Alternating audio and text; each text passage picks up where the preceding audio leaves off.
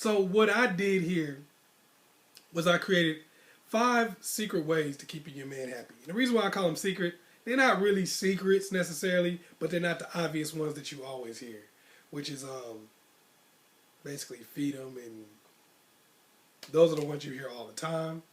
That's not in here. Not to say that those don't exist and you don't need to do those, but those are the obvious ones that you always hear. And most people feel like if I'm doing that, then I'm good. So these are just some stuff, these are just some things so that a lot of women don't know that are kind of like the key to a man's heart. Some dudes might not even want me to give this information out, but still, these are like the keys to the dude's heart. The way to get in there to like where he doesn't just want you there, but he needs you there. And that's the biggest thing to be needed. Anyway, first thing you want to do when dealing with a guy is steal their independence. Now, are you like, what? Yeah, steal the independence. Here's what I mean. You want to be the person that knows where everything is and why. You want to be the person that is, because here's the thing about a man. If you'll do it, and we really care about you, and we don't mind you knowing our business and stuff like that, we'll let you. But once we get used to you doing it, that means that we can't really do it ourselves. We don't want to do it ourselves. So that gives you a certain amount of power because you know where things are. Like if you go to any office, even though the boss might be the most powerful person in the office because they have power given to them by the command structure or whatever, the most powerful person in any office is generally the secretary. Because that's the person that everybody's got to ask. If you've ever had a secretary, you know good and well, there's nothing you can do without asking her. You actually have to ask her for permission to do shit. You in charge, but you got to ask her for permission to do shit. Because you don't know how to do it without her. You're like, well, I would go get these files and do this with him, but I don't really know where they are. I don't ever use this copy machine, so I actually have to ask you to, if I can make copies. Like, hey, can you make me some copies? I can't even make them on my own. Because you've been there you might have been there 2 or 3 years, and you ain't touched that copy machine the whole time. It would take you 15 minutes or so to even figure out how to use that particular one. So you got to go ahead and ask her. You might not even know how the coffee maker works. You're like, hey, man, if you drink coffee, you'd be like, I don't know how to even use this. I have to ask her if I can have a cup of coffee. Because she has to make it. So that's power. A lot of times, when you take over a lot of aspects of the dude's life, like, even if he's giving you the money, but you paying his cell phone bill, you paying his car note, you doing this, that, and the other. I'm not saying just baby to do, but I'm saying as much as you can take over and take that independence where he's not the one doing a lot of stuff, that gives you more power. Plus, if he ever tries to cheat on you or something like that, it's a lot easier for you to find out because you're the person that pays bills in the house. You're the person that he gives his money to get this, that, and the other done. You go into his account and do this, that, and the other. So you already know everything that he's doing. You already know how much he's supposed to have for this and that. So if he leaves and goes somewhere, you know. If his credit card statement says a certain thing, you pay the credit card bill, so you know. That's why a lot of women actually do that. A lot of brothers out there, you think your chick is being nice? No, they're hijacking your independence. Good for you. Smart move. Okay. Win friends and family over. That's number 2. That's kind of like the public displays of affection that I was talking about with the women, what you do with women, but just a little bit different for men. When you win friends and family over, basically you're showing them how much you care about him on a regular basis. Like, for instance, say there's a fight or something like that, and he's like, man, I'm about to go out and I want to watch this fight on Saturday. And you could be like, hey, babe, you can do this fight over here if you want to. You can watch the fight, and I'll make wings for you and your friends and stuff, and y'all can watch it over here if you want to. So he's like, okay, cool. So he brings his friend over, you make wings for him, you bringing them drinks and doing food and stuff like that. What are they saying? Damn, you got a good woman. You got a good chick there, dude. This is a fact. I've seen this myself. I have a friend of mine who, he really has a good chick. And they had gotten into an argument, and they was going through a little rough patch. There had been a few arguments, but they was going through a little rough patch or whatever. So he goes out with us, a couple of his friends. And we go to a few parties and stuff like that and chill with him and everything. And I mean, like I said, he go through a super rough patch with his girl. Like, they ain't really speaking and stuff. But they, like, she's a good chick in general. But anyway, so this other girl starts talking to him. And he's like kind of, you could tell that he's on the fence about like, yo, man, maybe I should deal with this girl or whatever. Because, you know, that's when people catch you a lot of times at a point of weakness. But anyway, he was kind of thinking like, I don't know, maybe I should. I don't know. Anyway, the craziest shit happened. My other homeboy, who will also remain nameless, I was going to say his name, but I'm not going to because other girls talk to him. Anyway, my other homeboy, who was notorious for cheating on women, notorious for having sex with every girl he can possibly get his hands on. I mean, this dude don't care. This dude didn't have sex with his brother's girl. I mean, this man doesn't care about anything. He goes, man, dude, I wouldn't even do that if I was you. You got you a good one, man. You don't want to lose that over this shit. I was like, I was in shock. I was thinking the same thing, but I was like, you know, I'm a regular human being. This dude right here, he didn't seem to have no morals to me. But even being who he is, he could look at the situation my friend was in and say, look, I don't want you to mess that up. That's what I'm talking about when you win over friends and family.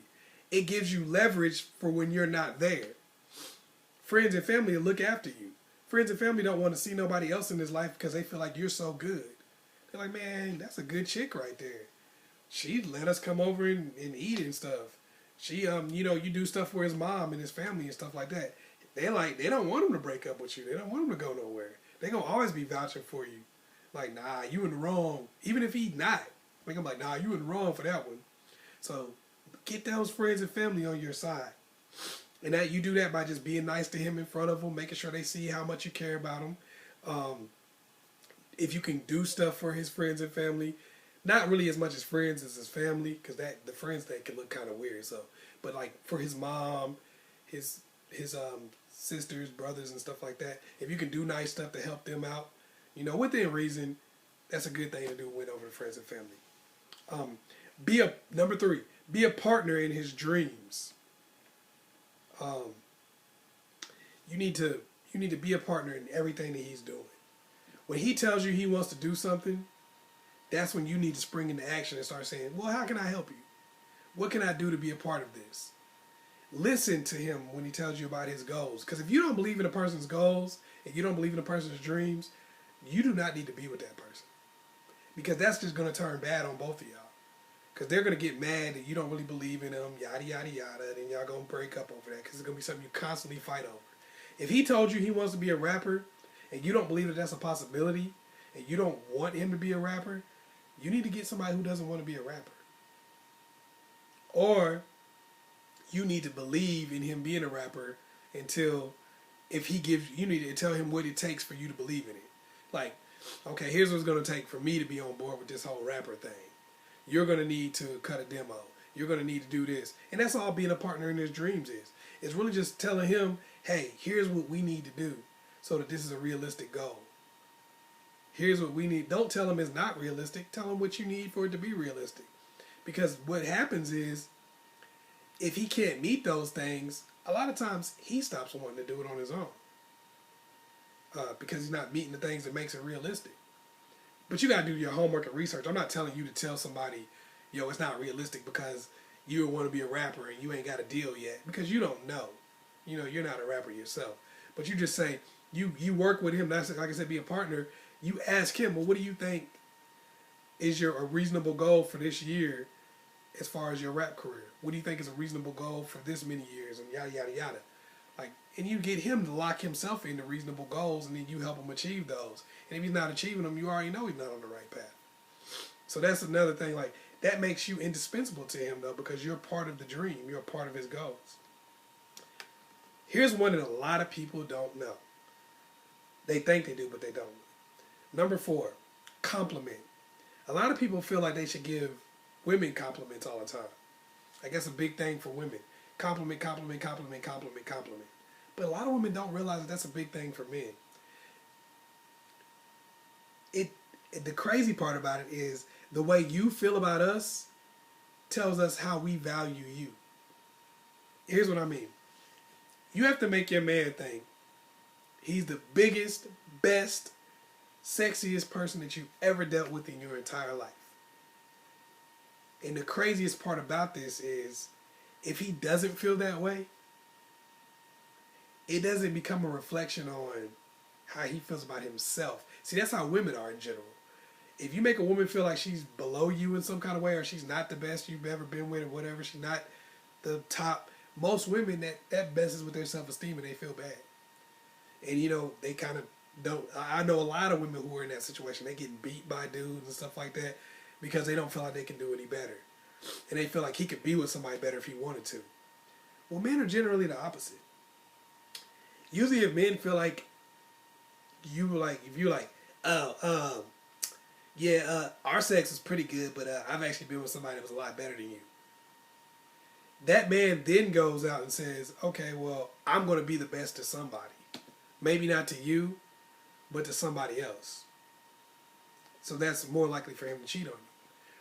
But here's a crazy thing also. It devalues you. If you like, I've had better orgasms with somebody else. Well, that means that if we were to break up tomorrow and you were to go out there and sleep with somebody else, if they gave you a better orgasm, that wouldn't matter because you wasn't with that first dude that did.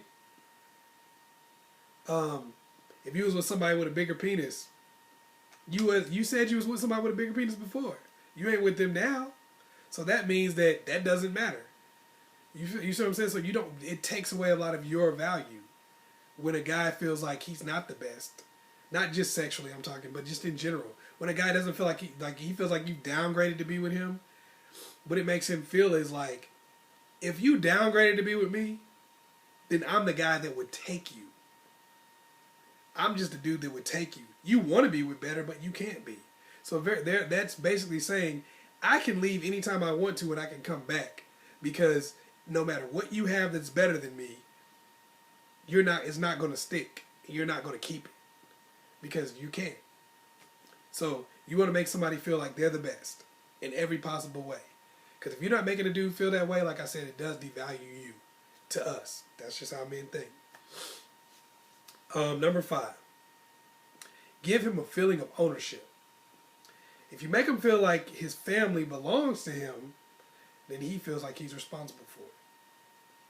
Make him feel like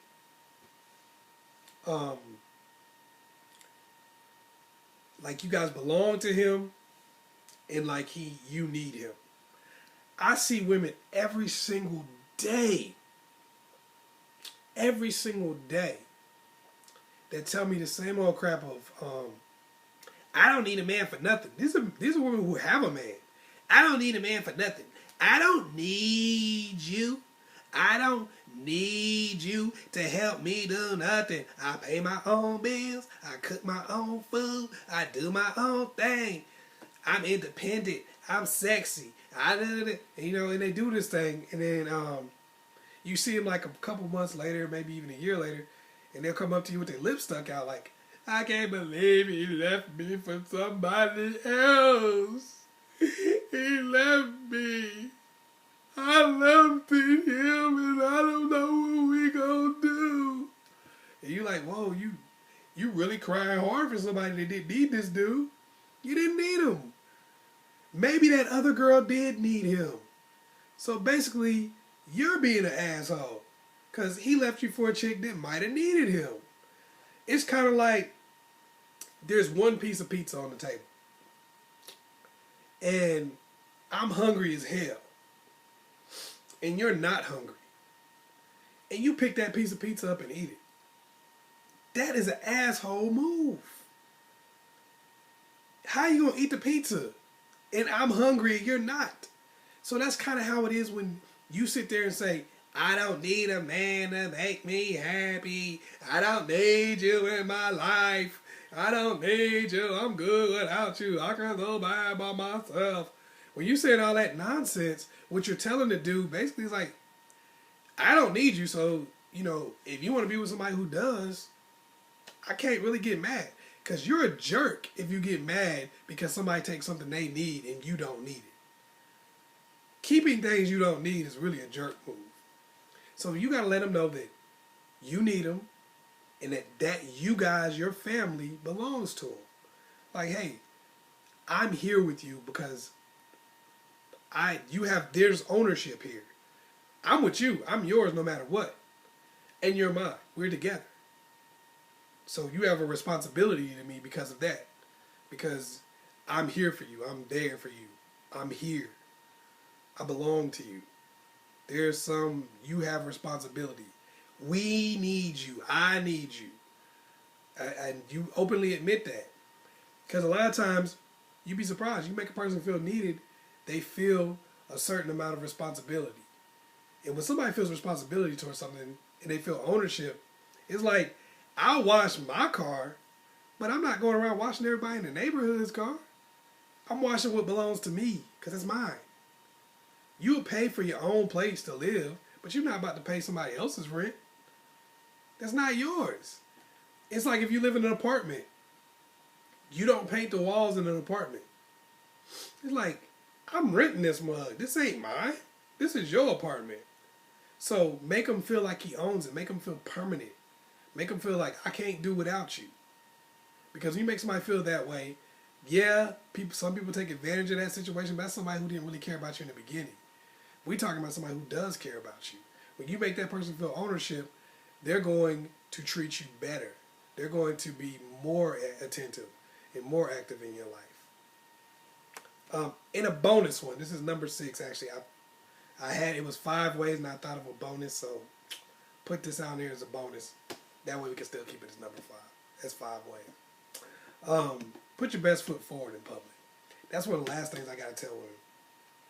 When I talk about that, putting your best foot forward, that's just letting your dude know and letting other people know that you treat him right. Letting him feel good in public. But also coming out dressing nice, looking good. Because you want to attract attention from other people. That lets him know, hey, I got something good. And you want to treat him like a king in public. That's something major. And I said this to guys too. You want to, as a woman, you want to be the person to get up and make your dude a sandwich or make your dude a plate in public. A lot of people sit there and go, I ain't doing that. I ain't making no plates. He can make his own plate. Is his legs broke? I'm going to tell you something about your friends. This is like one of the last things. I'm going to tell you something about your friends. They'll tell you that nonsense. But I've actually dated more than one girl who said, he can get up and get his own plate. His legs ain't broke. Now, they have never told me that in the privacy of our own home or area. They get my plates, get my food, get my drink, do all that other stuff. Just like, anybody else. And they tell their friends that they do differently. You know what I mean? So a lot of women are actually playing it off to the point where it kind of makes the man feel downgraded a little bit. It kind of makes him feel like, he's in front of his friends. Once again, this goes back to winning over your friends. It makes him kind of go and feel like, you're making him feel like he's not really a man in front of his friends and stuff like that. Go ahead, and it don't take from you to do something nice for him because you're doing it because you want to. And you feel like he's worth it. If you don't feel like he's worth making a sandwich for, you don't need to be with him.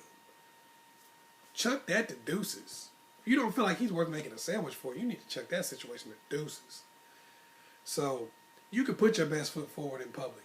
You can make sandwiches. You can get drinks for him. You can do all of that stuff to make it seem like you're being a good woman to him so people can see that. And if you don't feel like he's worth that, then you need to chuck deuces. Because that's not going to work anyway.